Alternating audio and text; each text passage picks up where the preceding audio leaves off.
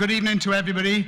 Well done for coming out to this meeting. I've got a few things that I want to say. This meeting is about why we want a general election and we want Jeremy Corbyn to be Prime Minister. And now, the first thing to get at is when we first started doing these meetings a number of years ago, what we were trying to do then was to ensure that Jeremy was elected as leader, and then when there were disgraceful attempts to topple him by the right wing of the Labour movement, that we went on the road to ensure that Jeremy would not be toppled. So isn't it fantastic that 2 years on, not only is he now the undisputed leader, nobody now openly would argue that they want to topple him, but we're here tonight, not trying to defend him to be leader of the Labour Party, but because we want him to be Prime Minister. And that shows the type of progress that we're making.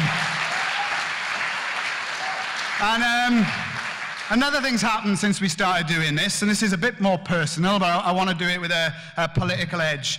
Because when I started doing these JC4PM rallies, anybody who came then will remember that I had an electric gadget strapped to my side that was keeping me alive because I was waiting for a heart transplant. And I had been ill for a number of years and my health was deteriorating.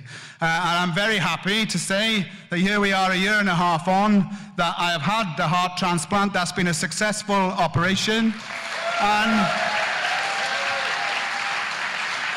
And I make that point for this reason. Firstly, that what that tells us all, it tells me personally, but we all know it, our NHS is one of the greatest institutions in this country. Our staff are wonderful. It is the creation of a radical Labour government. And one of the reasons we want Jeremy Corbyn in is to drive the private sector out of our NHS, pay our staff properly. And my operation told me these three things. Firstly, if anyone here has not thought about becoming an organ donor, can I personally ask you to consider it? 3 people die every day in this country who could live if more people agreed to be organ donors. And you know, one of the things that's not talked about much is the Welsh Labour government, because there's a Labour government in Wales, was the first to change the law to presume consent that presumed people were prepared to be organ donors unless they opted out. Jeremy Corbyn said he will do that nationally. It's a good reason to get him into office. But here's another reason. The operation that saved my life cost the NHS, it was due to cost the NHS £1 million.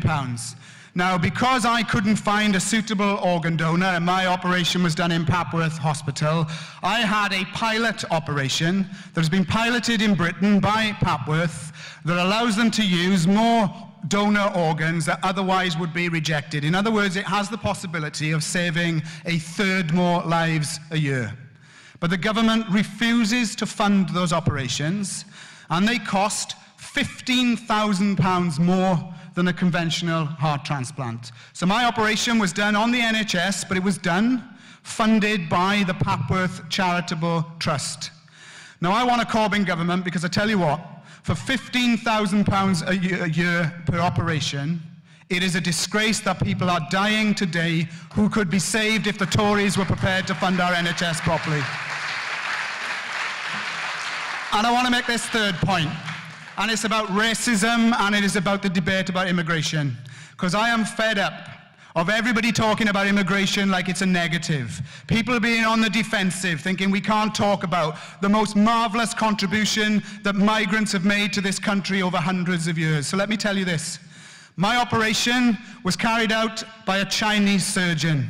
My cardiologist was Indian. My junior doctor came from Eastern Europe. The nurses on the ward came from every part of Britain, but they came from Indonesia, from Africa, from Eastern Europe.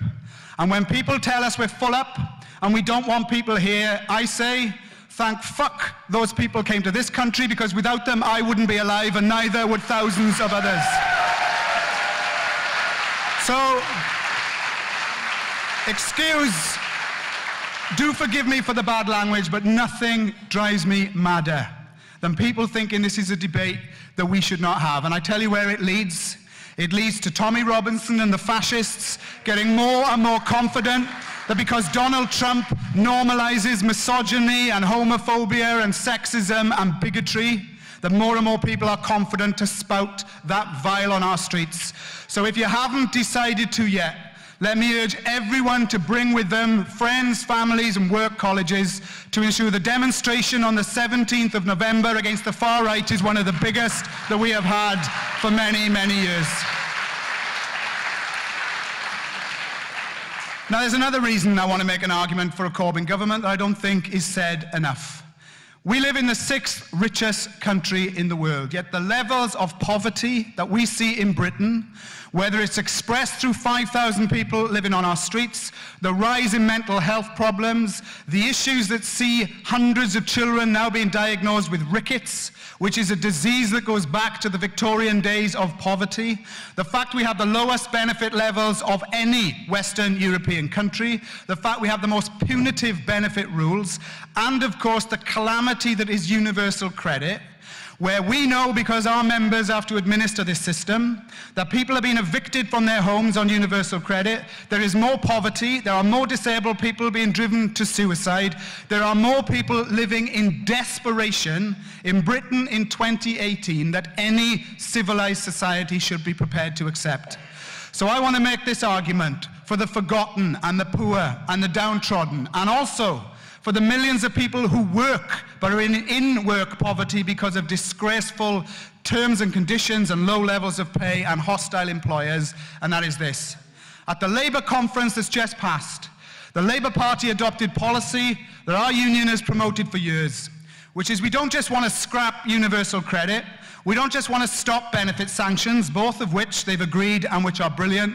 We actually need a rewriting of our social security system that takes us back to the founding principles, which were this: whether it is from the cradle to the grave, when people need help, they should get that help, that the state should be there to provide for everyone at times of need. And we need a social security system based on compassion, on helping people when they need it, and giving people that support. This government will never provide that. They will carry on demonizing claimants and dividing people against each other. See, I know I want a Corbyn government to take bold steps from day one to eradicate poverty, give us a decent social security system, decent pensions, ending this nonsense that you have to work till 68 before you can retire, and returning us to what was believed to be a civilized and radical proposal in the 1945 post-war government. If it's good enough then, it's good enough now. Let's get Corbyn in to end poverty and end this crime. Now, I know we've only got so long. I could probably give you 150 reasons why I want a Corbyn government, but I want to move on to the next one. And the next one is this: that we live in a country where the trade union movement, once 13.5 million strong, that we're often told by the right wing, we had the chaos in the 1970s of unions holding the government to ransom, we couldn't bury the dead, we had rats in the streets. But what they never tell us is this: when the trade union movement was at its height in the 1970s, with 13.5 million members, Britain at that point was the most equal it had ever been in terms of wealth distribution. And the Tories know it. And they know that there's two things you need to keep the poor in their place and the working men and women of this country not able to secure the fruits of their labour. And that is, you keep Labour out of government, or, as Thatcher said, her greatest achievement was Tony Blair and New Labour. So if you can't keep Labour out, you try and make it a paled-down version of what the Tories are, which is what many of us thought we saw during the worst elements of the Blair-Brown government. So we need a radical Labour government. But we need this also. We need stronger trade unions. We need growing unions organising in every workplace, because we can't wait for a general election. We hope it's tomorrow, but the injustices at work took place today, yesterday, and they will carry on in many places over the next couple of weeks. So if we're going to make a roar, let's make the most enormous roar for those workers at McDonald's, at Wetherspoons and TGI Fridays who have bucked the trend. And what they're saying is this: we want action now for a minimum wage, a proper living wage, and for trade union recognition, and they have gone on strike. Now, Jeremy Corbyn and John McDonnell have pledged this: a Labour government will, in the first 100 days, scrap the Trade Union Act of 2016, and they will return power to the unions. And that's not only right because working people need strong unions, it's also right for this reason. I hazard a guess that when Corbyn walks into Downing Street, the establishment will do everything they can to destabilise the Labour government and try and ensure it is driven from office as soon as possible. All the old tricks. And anyone who's never read or watched A Very British Coup, dust it down and have a read about what happens to Harry Perkins and the radical Labour government at the hands of the establishment. So they're going to try everything when Corbyn and McDonnell get in. Just imagine John McDonnell, the Chancellor of the UK. It just makes me feel like singing Welsh hymns every morning when I get up. Imagine Jeremy Corbyn on day one recognising the state of Palestine, saying to those people all over the world that Labour will show solidarity in government to those people. So they'll try everything. And what we will need is this, is not to think we put our X in the box, we've got rid of Theresa May and we got Corbyn in, and then put our feet up. We will need more campaigns in the communities, stronger trade unions, more activity in the colleges and throughout our country to sustain a radical Labour government, which is why Jeremy recognised when he campaigned. We need a radical leader and we need Labour in power, but we need a vibrant campaigning movement on the ground to sustain that government and to ensure all of the dividends are felt by all people. So let's give out solidarity in that vein to all those campaigning. For refugees' rights, for strong trade unions, for rights for women, and given it's this week, for the anti-fracking protesters in Blackpool who are demonstrating against Quadrilla. And while we're at it, is anything more disgusting than 3 protesters being given long jail sentences for protesting? I hope, and we've seen Richard Bergen say this, and credit to him, they are outrageous sentences from the court. Those people should be freed, and we should be crediting them for seeking to stop fracking, not jailing them in a disgraceful political judgment. So I'm going to finish on these 2 points. I was recently attacked in the media for making a speech in favour of the rights of Palestinian people to have a free, independent Palestinian state and to call out the atrocities of the government of Israel, whether it is the nation-state law, whether it is murdering children, women and men on the border of Gaza, or whether it is the daily oppression of Palestinian people going about their lives who are treated in the most appalling way. And in that speech, secretly recorded by the press, I made the first 3 minutes of my speech a clear and unequivocal condemnation of anti-Semitism in all of its forms, argued that in the Labour movement where it exists, it has to be driven out, and that the left and Jeremy Corbyn have always been the anti-racists who have been for rights for all people, whether they are Muslim, Jewish, Christian, wherever they come from. I went on in that speech to say that a story, however, is being created that Jeremy Corbyn is a racist and an anti-Semite. And I said in that speech, it is the most absurd notion that anyone can spend any time seriously debating that Jeremy Corbyn is an anti-Semite. The result of that was newspaper headlines from Jerusalem to New York and in every British establishment media outlet that I had argued that anti-Semitism was the creation of the State of Israel. As a result, I saw a little bit of what Bob Crow used to get and Jeremy gets all the time. Abuse came in torrents. People saying my name should be marked swastika, I was worse than a Nazi, and that I was perpetuating these myths and supporting anti-Semitism. I repeated the speech a week later at Labour conference. The same journalist ran the same story, but said this time I was arguing the media was creating the myth. So I want to make this point tonight. All of us, I'm sure here, are united, as is Jeremy Corbyn, that anti-Semitism must be rooted out wherever it raises its ugly head. Jewish people over centuries have suffered some of the worst atrocities in the history of mankind, and we stand in solidarity with them, and that is the tradition of the left. Not the right, not the Sun, and not the Daily Mail. That is our tradition. But we can also be clear about this. It is not anti-Semitic to call out the atrocities of the right-wing Israeli government who act to oppress the Palestinians in the most disgraceful way. So I hope we can also be clear. Palestinians have a right to an independent state, and Jeremy's commitment to recognize them from day one is something we should loudly celebrate as our contribution to wanting a peaceful earth where conflicts can be solved and that we stand in solidarity with the oppressed. And I hope we all agree that that should be our benchmark moving forward. So I'm going to leave you with a nice little story here.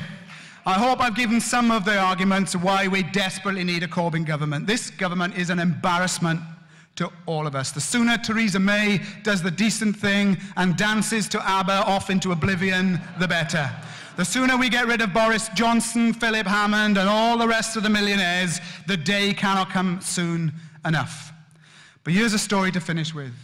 This government at its heart is anti-union. It believes in destroying the trade unions, and in 2015, the then Tory Minister Francis Maude, in a particular vendetta against PCS, who had led the charge for a public sector pension strike, was fighting austerity, and had had numerous strikes against the Tory government, did a particular vindictive act of union busting in the civil service. He sacked and victimized many of our union reps. He cut their time at work in order for them to represent their colleagues. He wrecked our members' terms and conditions. He ripped up their redundancy rights. And he presided over a decade of below inflation pay rises. We never took that lying down. We organized like never before, recruited 180,000 to the union in weeks, from check-off to direct debit. We fought the government industrially and in the courts. We overturned them on our redundancy right, a victory that has cost the government over £100 million and is now in the pockets of hard-pressed civil servants whose jobs were lost and redundancy terms were stripped. But today we've announced, I think, an even more significant victory, because their union busting attempted to bankrupt PCS overnight. We have been to court over the last 3 years, and a court has now found that the government acted illegally. Today I can announce that the first settlement of 15 government departments that will be in court over the next few months, the first one was the DWP. The DWP have today been forced to pay all the union's legal costs, and in an unprecedented situation are paying our union £3 million in compensation for acting illegally. Now, I want you to think of two things here. We've got 14 more government departments to come, so it's going to cost them quite a bit. I hope it sends a chill down their spine, that they realize that when they attack unions this way, they ultimately have to pay a price. Either because unions will defeat them through industrial action, or we will defeat them legally. So there's 14 more departments that are going to be in the dock as soon as our lawyers get around to taking our instruction. But I want to tell you with this £3 million this. The next time that you see a PCS strike, the next time you see a PCS picket line, the next time you see a low-paid public sector worker having to strike for more pay to keep their office open or to defend their pensions, know this. The strike pay and support that our union will be able to give to our lowest pay members to ensure they can fight without worrying about the financial cost. That strike pay today will have been funded by Esther McVeigh and the Tories. I can't think of a better way to end. We need to sweep these people out of power. We need to fight them in every community, in every workplace, and throughout our movement. We need to fight to get Jeremy Corbyn into office as soon as we can. With your help and support, with a vibrant campaigning movement, we can get rid of the Tories, and we can have a radical Labour government that can tackle the inequality and injustices that go on every single day in Britain. Corbyn for Prime Minister, a radical Labour government, solidarity, and have a great night. Thanks very much, everyone.